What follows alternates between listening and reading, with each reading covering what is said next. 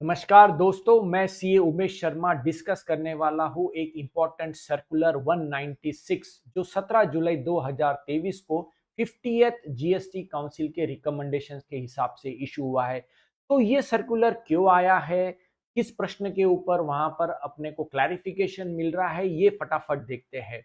तो यहाँ पर एक प्रश्न पूछा गया था कि जो होल्डिंग कंपनीज रहती है वो सब्सिडरी के शेयर्स होल्ड करती है, तो क्या ये ट्रांजैक्शन जीएसटी में आएगी और ये सप्लाई ट्रीट होगी क्या? तो taxability of share capital held in subsidiary company by a parent company, ये एक इशू है। इसके ऊपर क्या क्लैरिफिकेशन आया है?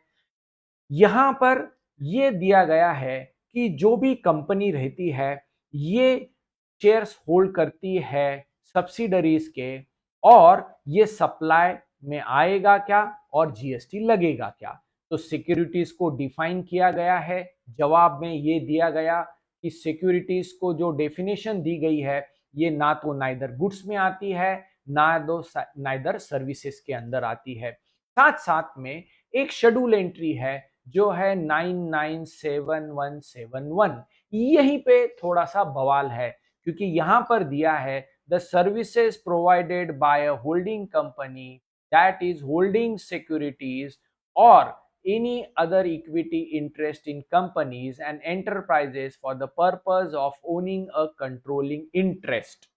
अगर ऐसी कोई सर्विसेज है तो वो जीएसटी में आएगी। बट दोस्तों, यहां पर होल्डिंग कंपनी जो है सब्सिडरी कंपनी के अंदर शेयर्स खरीदती है, ये नॉर्मल एक्टिविटी है। तो यहां पर बहुत इंपॉर्टेंट क्लैरिफिकेशन ये आया है, the activity of holding of shares of subsidiary company by the holding company per se cannot be treated as a supply of services by holding company to the said subsidiary company and cannot be taxed under GST।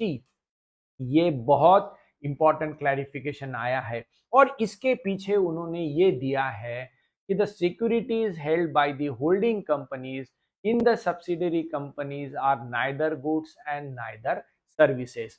Further, purchases or sale of shares of security itself is neither a supply of goods nor a supply of services।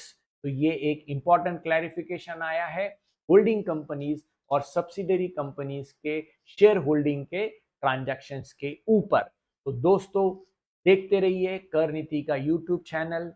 धन्यवाद।